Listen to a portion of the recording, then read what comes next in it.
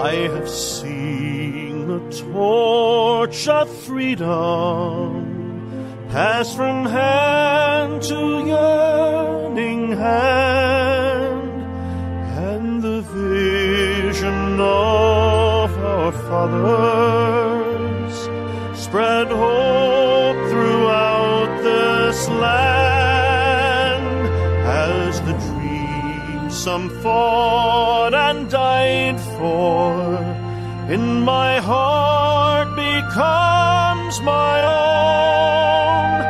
I will strive to keep her promise, America, my home. America, America, may God bless America, and freedom reign across America, my home. From the shorelines to the prairies, to the cities great and small, we have reaped the fruits of justice and liberty for all. So with deep appreciation for the blessings of freedom that we know in this wonderful land of ours, I'm Dr. George Simon, welcoming you to another edition of Character Matters. This is the program where we talk about what I consider to be the defining issue of our time, the character crisis that we face and that affects so many aspects of our daily lives, from our individual relationships, our most intimate relationships, our marriages, our family relations, our community affairs, our business affairs, even our international affairs, our politics. Every aspect of our lives is affected by the character issue, because without character, we don't have much of a civilization. And we live in times, unfortunately, where too many folks among us are pretty character challenged. And so I've spent my professional career as a mental health professional writing and talking about the issue in my books, In Sheep's Clothing, Understanding and Dealing with Manipulative People. Many regard it as the most definitive book on the subject of interpersonal manipulation. And then my book, Character Disturbance, The Phenomenon of Our Age, the comprehensive book about all the disturbed characters of various types that'll cause you no end of grief in your life, and how to deal with them, how to understand them, how to deal with them, and also what to look for in the way of help when you go seeking help. Because far too many folks experience what we call therapy-induced trauma when they go for help and don't get the help that they need. And then my book, The Judas Syndrome, for the Christian faith community, about why even good people can do some awful things, and then some of the more nefarious characters out there, and how genuine faith can truly transform a person's life. And then lastly, my book, How Did We End Up Here? Not only a guide to surviving and thriving in this character-disordered world of ours, explaining how folks got to where they did in their toxic relationships, but also explaining how we got here as a society in this character-disturbed mess that we find ourselves in. And we are live tonight. It's April the 8th. It's my sister Rosemary's birthday today. Happy birthday, Rosemary, if you happen to be listening tonight. I'll be talking to you later, I hope. But we are live tonight, April 8th, 2018, and I can take your phone calls at 501-258-8326. That's 501-258-8326. As I mentioned, we are live tonight, April 8th, 2018, and I can take your calls. So if you have a question you want to ask, if you have a situation you'd like to talk about or a story you'd like to share, give us a call at 501-258-8326. Well, you might also want to, in addition to my books, you might also want to mosey on over to my blog at drgeorgesimon.com. That's drgeorgesimon.com. Or manipulative-people.com. Either URL will take you to the same place. And avail yourself of the hundreds of timely articles on the blog site, free of charge, and avail yourself also of the wonderful discussion among the commentators on the blog. They always have something helpful to contribute, especially if you're dealing with a relationship that is causing you some grief. So avail yourself of all these things, and hopefully also tune in to Character Matters each Sunday evening at 7 p.m. Eastern Time, 4 p.m. Pacific Time. We talk about what I consider to be the defining issue of our time, the character crisis that we've been in for several decades now. And that isn't getting any better, although I do see some rays of hope. And we'll be talking about that tonight, among some other things. So, as I mentioned before, if you want to give us a call and join the conversation, have a question you want to ask, give us a call at 501-258-8326. Well, it's been another interesting week. We're not going to talk too much tonight about the news. I posted an article this past Friday on the blog at manipulative-people.com. And we'll talk about that article in just a bit. We'll also talk about my upcoming workshops, which you can find on my blog site. You can find the information. My first two workshops will be in the Philadelphia area in the 1st of June, and then also in the Dallas area, the 3rd week of June of 2018. So mark your calendars for that. If you want to attend one of my workshops, you're welcome to. These workshops that are first scheduled are all-day workshops. They are designed for professionals, and they are priced accordingly. How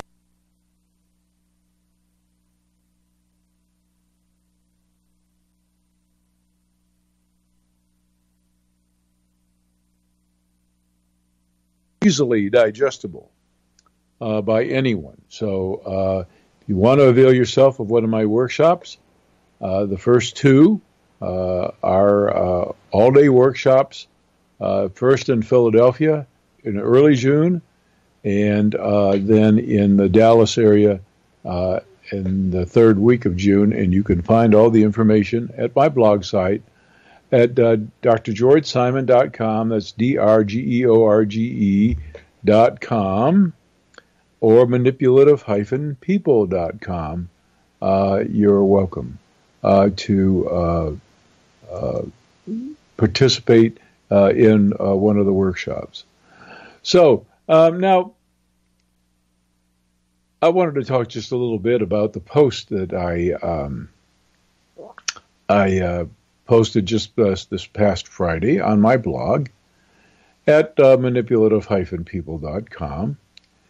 It was a post on excuse making, on rationalizing, basically. We have to have labels for things, you know. And I presented my very unique, of course, it's not unique anymore. Back when I first wrote my first book, In Sheep's Clothing, it's been out in print now as a bestseller for 22 years, which is a pretty incredible run when you think about it. As a matter of fact, I think only the road less traveled and people of the lie have similar shelf life to in sheep's clothing. We're in our fourth update of the book, third major edition, fourth update. But nonetheless, it's been relatively unchanged since the 2012 update. And still, year after year after year, this book sells. Pretty amazing. Pretty amazing.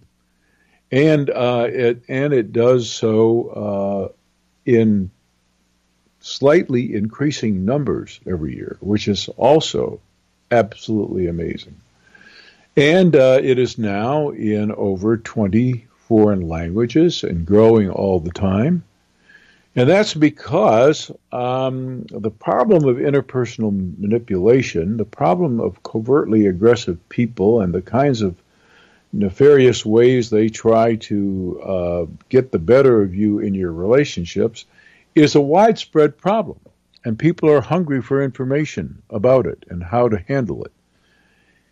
And I was writing about this past Friday one of the principal insights that I had many, many years ago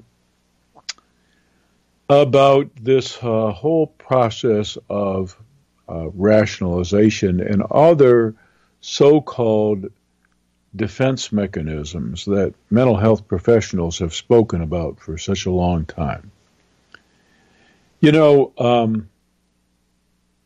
the classical thinking for years and years and years among all professionals, mental health professionals that is, whether they be in psychology or social work or in psychiatry or any allied mental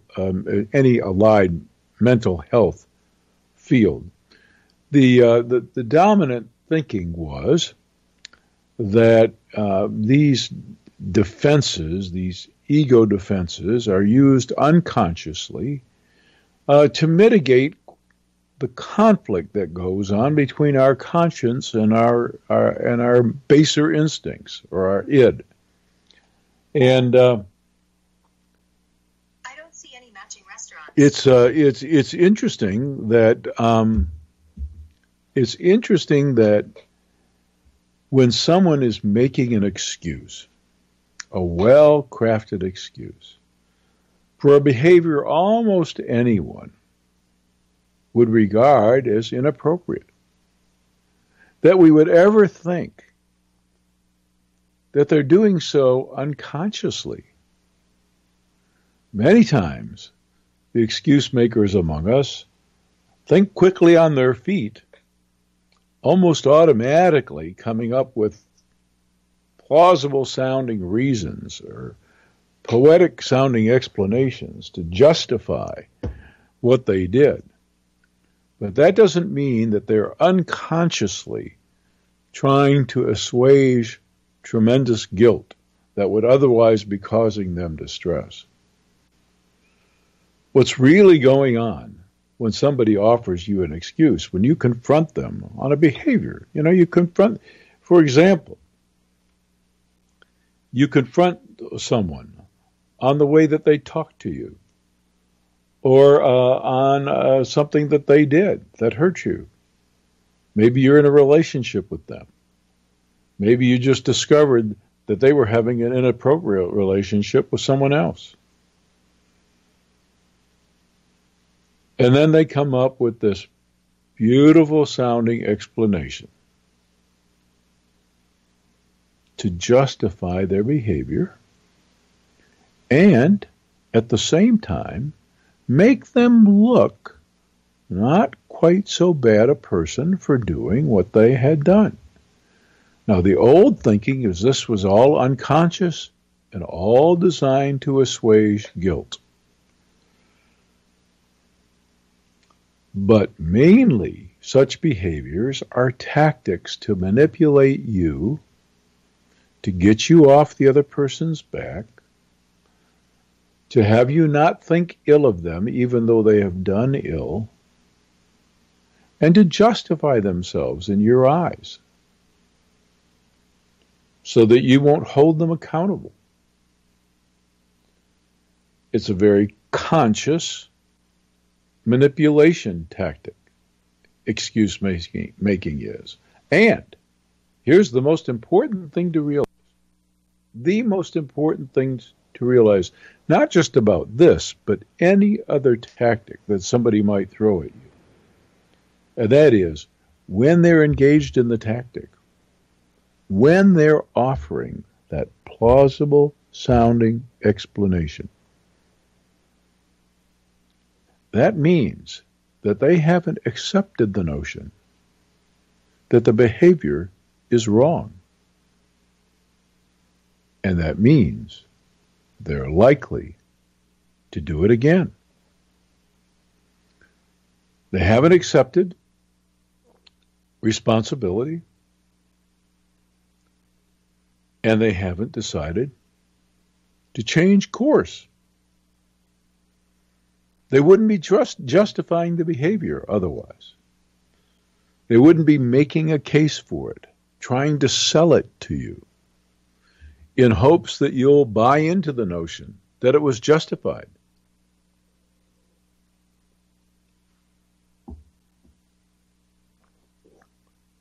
It's amazing to me. It's amazing to me how many people listen to the excuses that people give when behavior itself speaks for itself. It speaks so much louder than anything else. It says it all.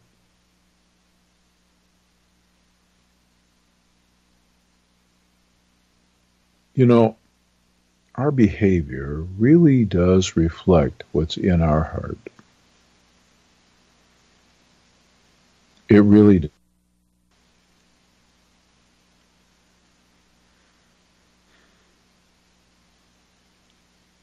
And that's why I tell my attendees at workshops how important it is to stop second-guessing intentions,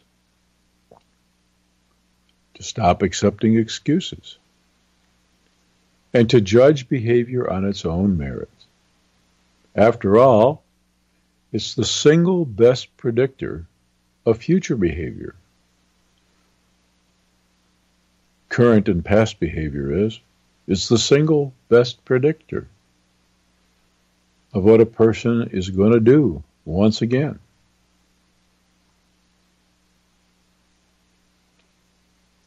So that leads me into what I really want to talk about tonight, which is one of the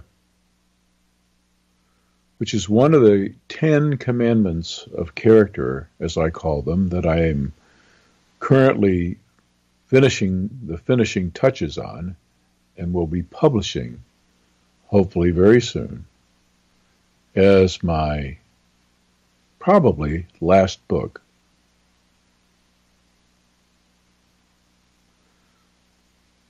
But it couldn't come at a more important time. And the commandment that I want to talk about has to do with revering the truth.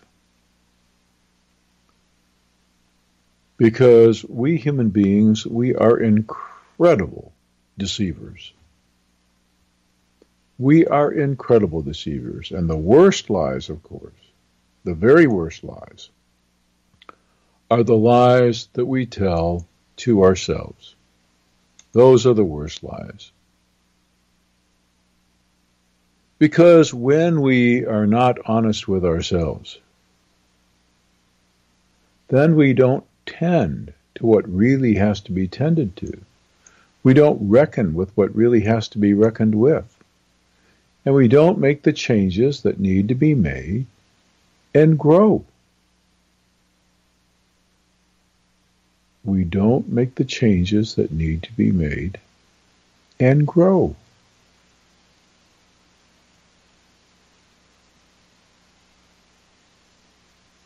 First, we have to reckon with our behavior. We have to accept what's wrong with it. We have to name it. And when we rationalize or try to justify, that gets in the way of that.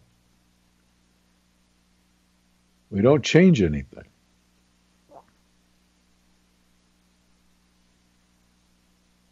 Now, I know that some of you out there have been in relationships with professional excuse makers. So I know the frustration that you must have had. Perhaps one of you has a story to share. Maybe you have a question to ask me about this. Whatever the case may be, if you want to give us a call tonight, we are live. It's April 8th, 2018, and we are live tonight. And I can take your phone calls at 501-258-8326. That's 501-258-8326. I can take your phone calls at 501-258-8326. Well, I want to talk just a little bit more about this commandment that I'm writing about, because this is an important one. You know, we are a society that has become all too accustomed to playing fast and loose with the truth. And there are so many ways to lie. It's incredible how many ways we have found to lie. This is especially true. This is especially true with our mass communications and with our politics. You know, perhaps the biggest lie is in how we have chosen to redefine a lie. You see, in politics, they refer to a style of presenting information that they call spin. In other words, I'll give you a take on a certain topic or a certain issue. I'll present it in such a way that I put my own slant on it. Get you to see the information in a particular way. As a way of misleading you from the other possible interpretations of the same event.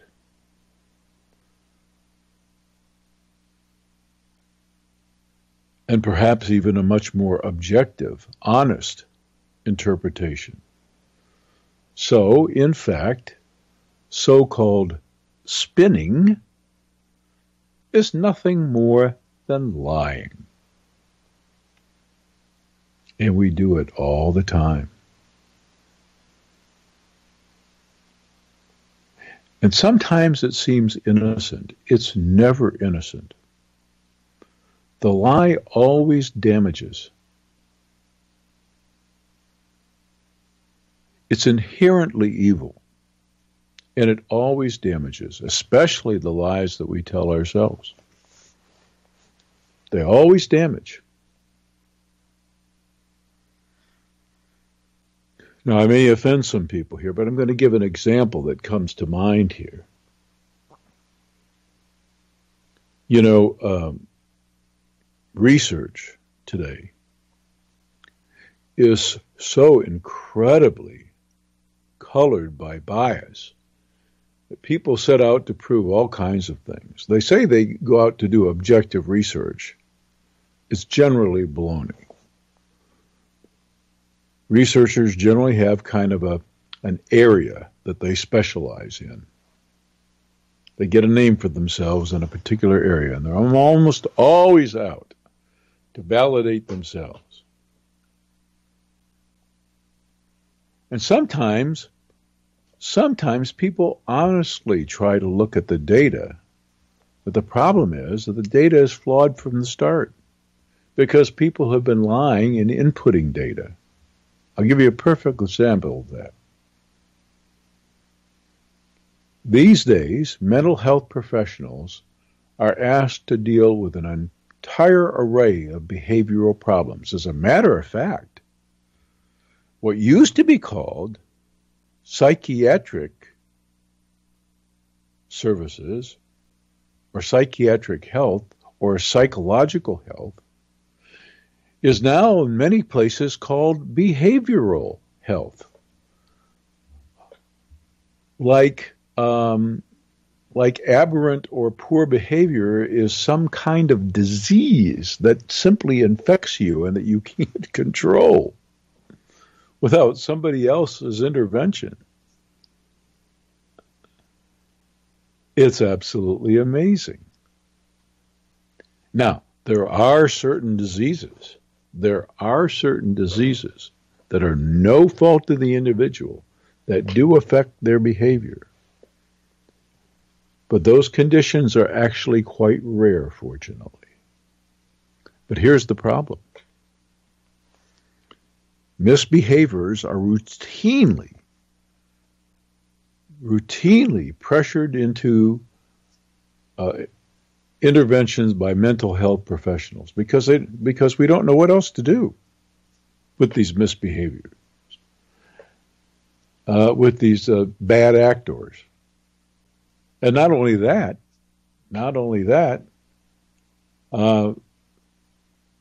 unless major laws have been broken, we don't have any other way to deal with the bad actors. So, and even in the case where laws have been broken, if they're not serious or violent actions, we hesitate to put someone into the penal system. So in any case, many times bad actors come into contact with mental health professionals, and they are given all kinds of psychiatric diagnoses. Number one, because insurance companies and other payers won't pay unless there is a diagnosis. Many times the correct diagnosis, many times the honest diagnosis, is that this person is a really messed up character, a really impaired character with a poor conscience, maybe narcissistic. But if you put that as the diagnosis, you won't get paid.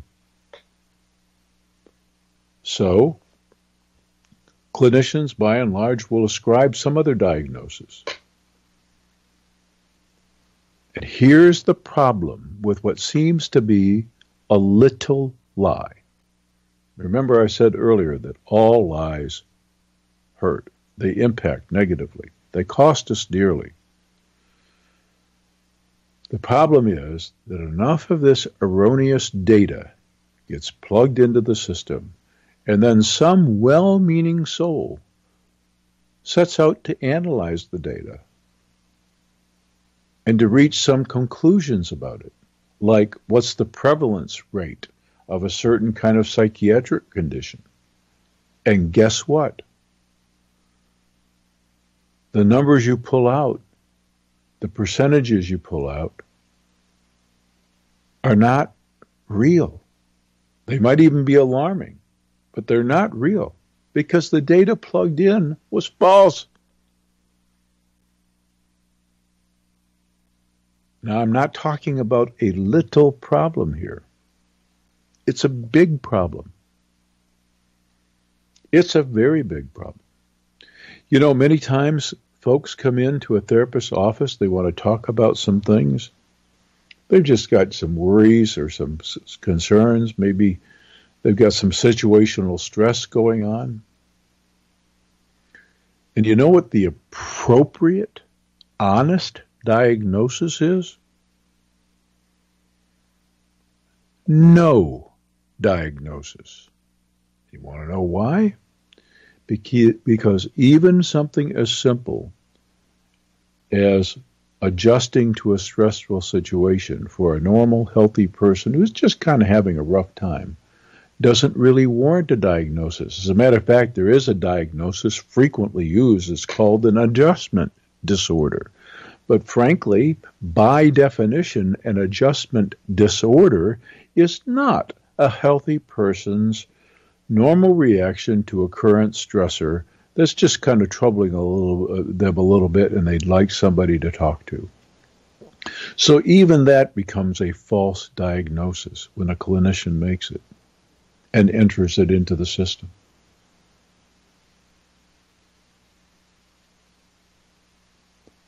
We do it all the time. We play fast and loose with the truth. We do it with ourselves, and it hurts us. And we do it for the same reasons. We always do it because there's something we want that we don't think we can get any other way, or there's something we'd like to avoid, something unpleasant. We think that engaging in the lie will help us avoid it. It's as simple as that. It's human nature. But in my upcoming book, I make it one of the main commandments. Someone much wiser than me said that you will know the truth, and the truth will set you free. First, you have to be willing to honestly self-reckon. When you cut out all the BS that we engage in with ourselves and with others, about ourselves and about our behavior, when we cut that out and we get honest and we get straight with ourselves,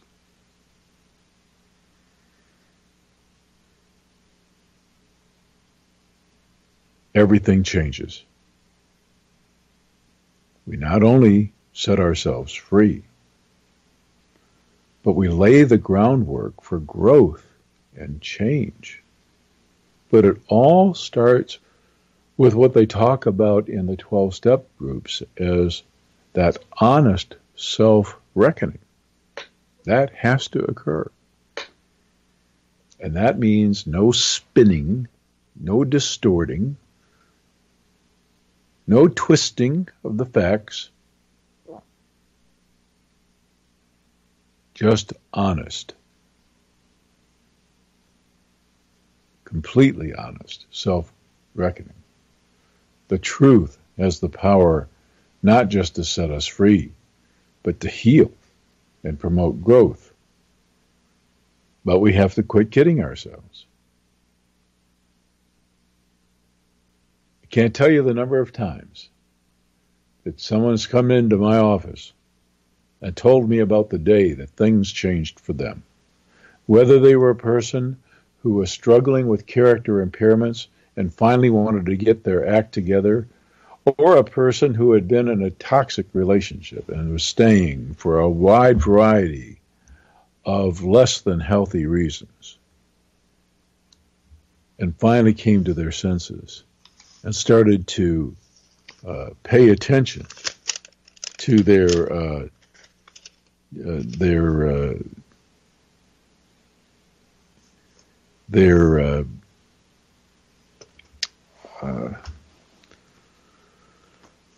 to their real issues, to their feelings about things.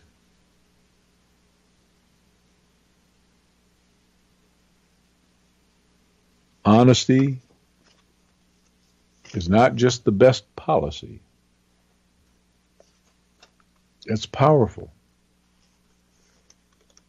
And we have to learn to do it in the little things. We have to give it the importance that it's due. And we have to quit kidding ourselves that it doesn't hurt us to engage in these little lies, especially the little lies of persuasion, or the little lies that we tell to persuade, that we call spinning or slanting. We're hurting ourselves incredibly with all the lies we tell. It's a real character issue.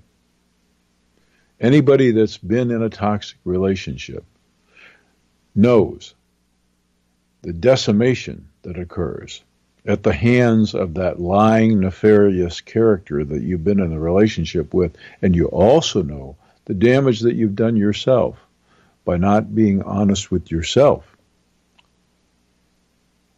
perhaps about even the reasons that you stayed, or at least some of the reasons that you stayed. So I know some of you out there have had similar experiences. I know that you can identify with what I've been talking about. If you'd like to chime in and add something of your own, if you'd like to share an experience, or if you'd like to ask a question, give us a call at 501-258-8326. That's 501-258-8326, and I'll be happy to take your call. Well, I participated today in an activity that I participate in every year.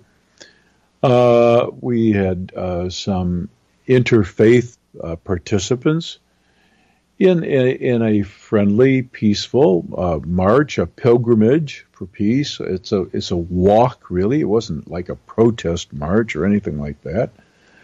But it was a commemorative kind of event just to commemorate the senseless brutality on our streets, all the innocent lives lost over the course of the year. In the reading of the lives lost this particular year, it broke my heart to hear the reading of names and then come across only two individuals listed as, quote, unidentified 4-year-old girl and unidentified 5-year-old boy.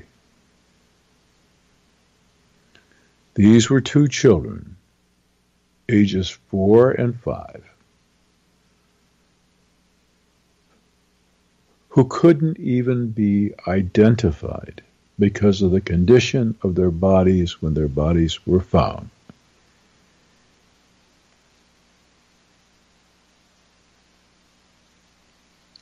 It broke my heart. Now, I live in a city that enjoys, unfortunately, a higher than average per capita murder rate, homicide rate. In fact, it's in the top 10 of cities. And these acts of violence, unfortunately, disproportionately affect certain ethnic groups, racial groups.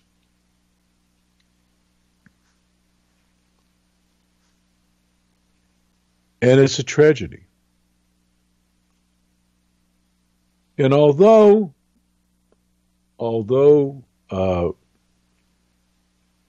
taking some kind of action like we did today to at least voice our concern, I'm always troubled by such things. I got to tell you, I hate to participate.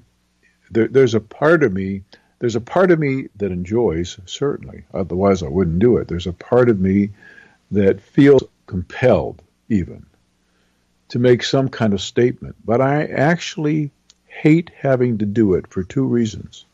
One, I wish it were not necessary.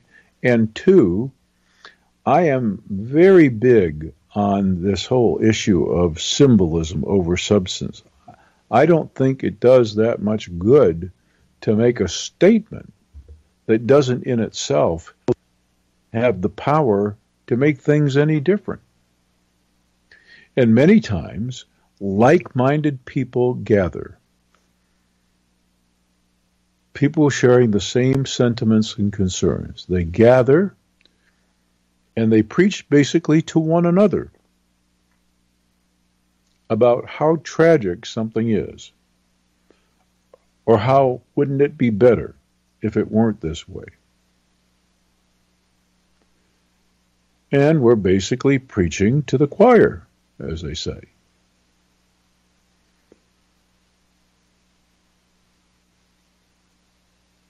There's a part of me that knows that for anything to have merit, you really have to have impact. See, we have a caller. I'll go ahead and take the call. Hello, and welcome to Character Matters. Well, hi, Dr. Simon. Thanks for taking my call. You're welcome. I'm still in shock. I'm a big fan of yours. I've recently picked up in sheep's clothing recently because of an issue I've been having with a roommate. I think it stems from me trying to figure out what's going on and how I can best, solve the problems that we're having. But I also want to say that I do struggle with codependency a bit. So I think that might have been the reason why I'm trying to figure out what is going on her end. But I'll explain the problem. I live with two other people, and one seems to accumulate a lot of stuff and not really clean up after her pets. And we've talked about this over the time we've lived together, which has been a while. And she'll agree to make changes and then not do it. And this, for me, I get very upset because, I've been told I'm very direct and want people to level with me. I organized the house meeting and we talked directly about it, and I thought I was being assertive and, not aggressive. But when I brought it up again in email, because she doesn't like to really speak in person and seems to get overwhelmed. So I wrote to her in an email, and basically the result of that ended up in an email response saying, "You don't seem like you're happy here." And then she explained to me what compromise is. And I was really shaken because I thought, there's a problem. I'm trying to assertively, change the situation. And it's like, if she doesn't want to, and this must sound silly and naive of me, but I was thinking, why don't you just say no? Just tell me no. But instead there's, yes, I'll do this. And then she just doesn't do it. And I'm the only one who speaks up. The other roommate waits for me to speak up. And I was like, now, is this an equally shared living arrangement? It is. We all pay the same amount of rent, except most of her belongings take up most of the place. And she doesn't seem to feel any I feel guilty or I feel bad. That's not the best emotion, but I would be a little self-conscious about doing what she's doing. But her stuff is taking over most of the apartment. But we all pay the same amount of rent. And I don't know, there's just this sense of entitlement I'm getting from her. And how many of there are you total sharing this space? There are three of us. So there are three of you living. Is it an apartment? It's an apartment. Uh-huh. And you all you all pay an equal amount of the rent, and right. And do you have an ally in the other renter? Well, the situation is that the landlord lives nearby, and the one that I've been speaking about, she's lived there longer than both of us, and has a longer relationship with the landlord. But the other roommate, she likes to stay out of it. So when we had this email exchange, she didn't say anything. She was copied on it, but she didn't say anything. So she seems to be pretty. She doesn't want to get in any sort of confrontation. I could imagine her, right. making any major moves. Right. Now what you're apparently trying to do. I'm trying to do the best I can at analyzing the situation from afar. But apparently, you're trying to influence this other person's behavior. Is that correct? You'd like her to change. Yes, and I've pretty much stepped back. Recently, I have been participating in a 12-step program, and I realized, this is step one. I need to let go, but I just and why is that step so crucial?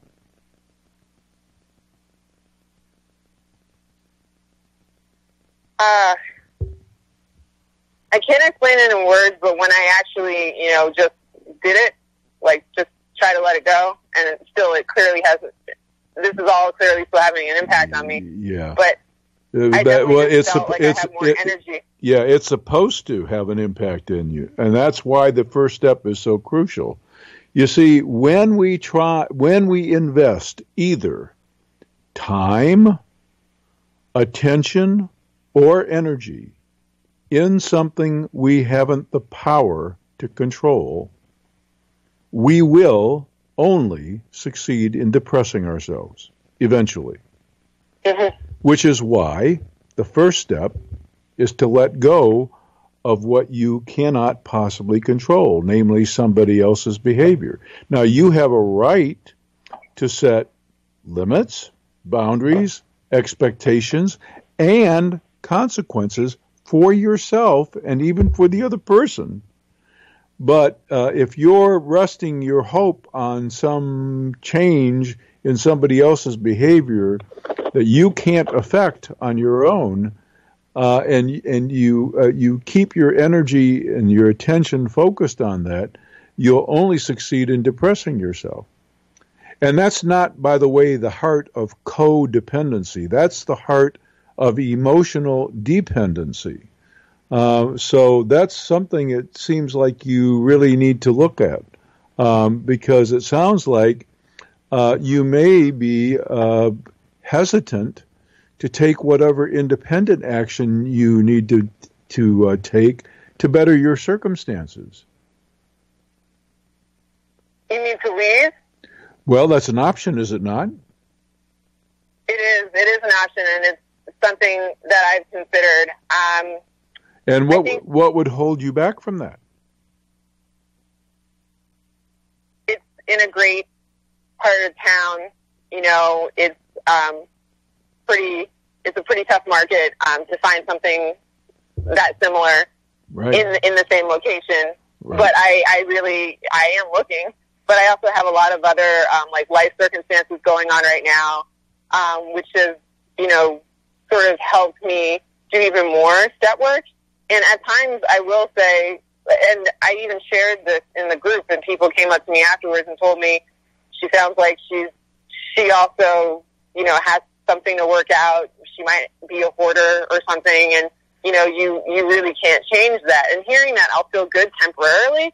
But then, when I walk in the house and I smell, some sort of smell, I just get furious because I feel like, come on, right, and besides which, normal. And besides which, we were just talking about this earlier on the program. I was just talking about it. The underlying reasons for the problematic behavior are irrelevant anyway. So attempting to understand them is pointless, right? It's a behavior. Okay. It's a behavior you'd like to see changed, right? Right. Right, and you don't have any power there. Yeah, you don't have any power there. All you have the power to do is set the expectations and the limits and the boundaries and be prepared to take the action if the consequences warrant it. And it sounds like right now this person is unwilling to change. She is, and maybe she seems, I'm not in her mind, but, she seems to carry herself as someone who knows that there aren't any consequences and that we don't have any power. And I think that also triggers something in me, and I don't know what it is. Yeah. But what's triggered in you is the fear is the fear of acting independently because you're focused on the unfairness as opposed to the action that you could take. Now, the reality is that because the market is the way it is, and because you've got other things going on in your life, as you mentioned, and because you've been invested in this situation that you've been in for a while, for all the reasons just now mentioned, it would be a difficult, arduous task for you to find another place. And what you'd like to do is save yourself that burden. And besides which, you're angry at her for putting the burden on you, and you'd like her to remove that burden. You don't have any power there. Your choice is either accept the burden that comes along with taking better care of yourself, which means the end of all dependency. And notice I didn't say codependency, because codependency means you're dependent along with somebody else on the same thing.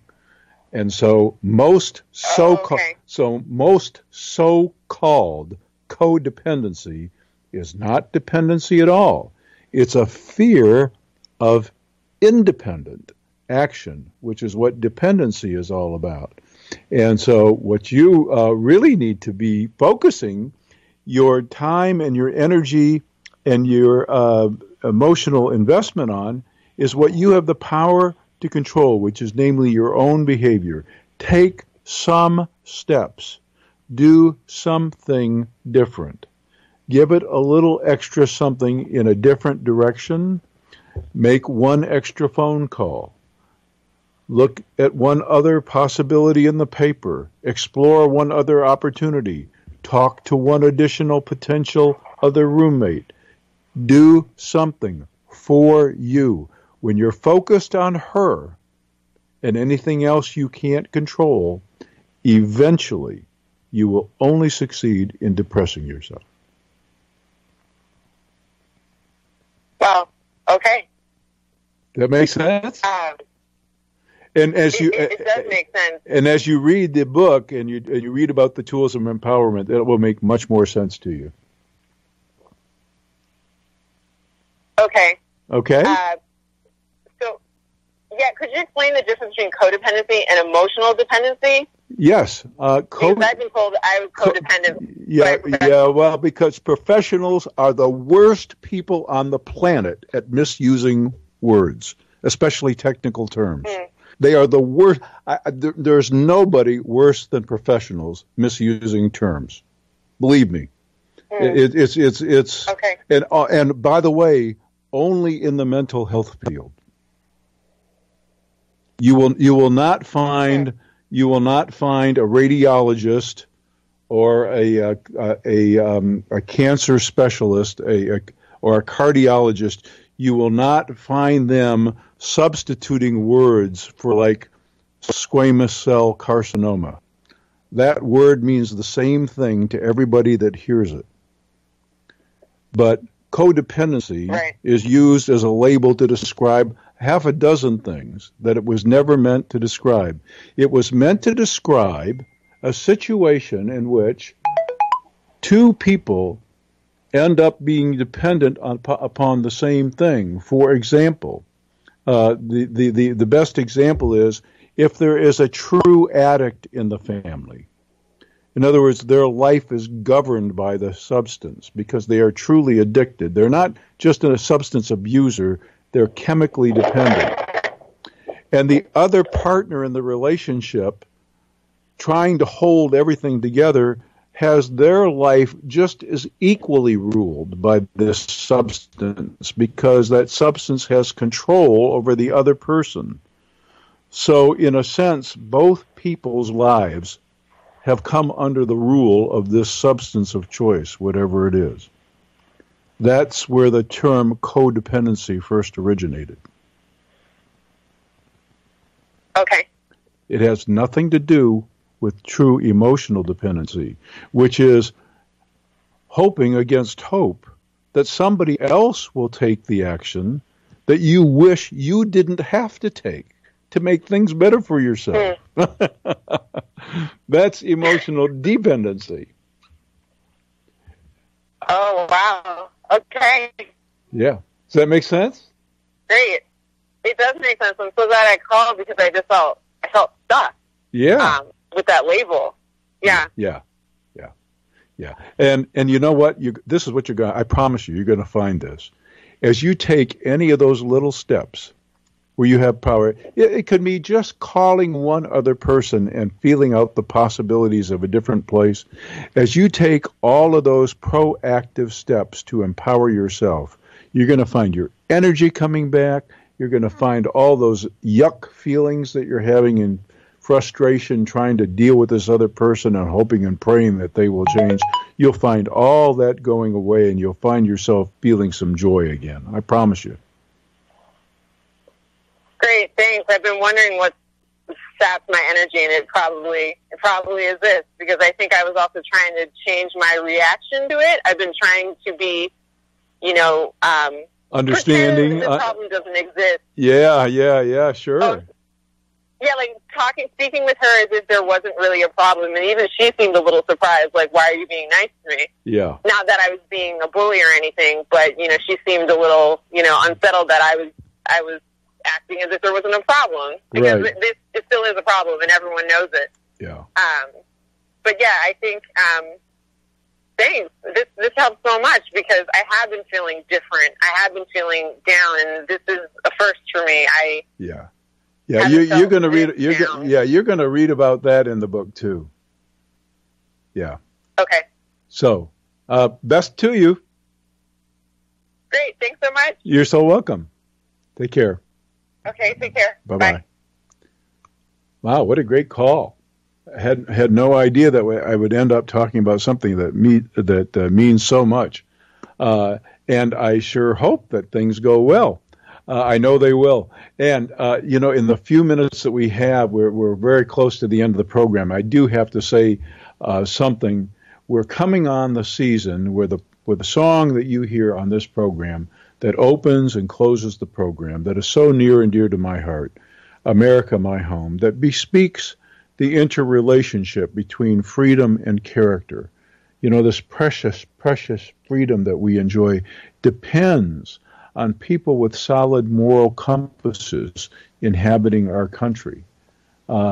This is such an important thing to me. And we're coming upon the season where this song will be performed by individuals all across the country. And so I would ask that folks visit my blog site at drgeorgesimon.com. That's drgeorgesimon.com, or manipulative-people.com. Click on the tab, the page for the song. Read about it. If you're one of those folks who wants to carry the message, you can contact me using the contact feature. I'll see to it you get all that you need. We have orchestral backing tracks on CD or MP3 format available, the lyrics, the score sheets, all of that. And so as you enjoy the closing bumper and hear it, remember that you can be one of those helping to carry the message about this all-important interdependence of freedom and character. We know that music can touch people's hearts and inspire folks, and that's exactly what we wanted to do with America, My Home. So I appreciate you going today, feeling yourself back program.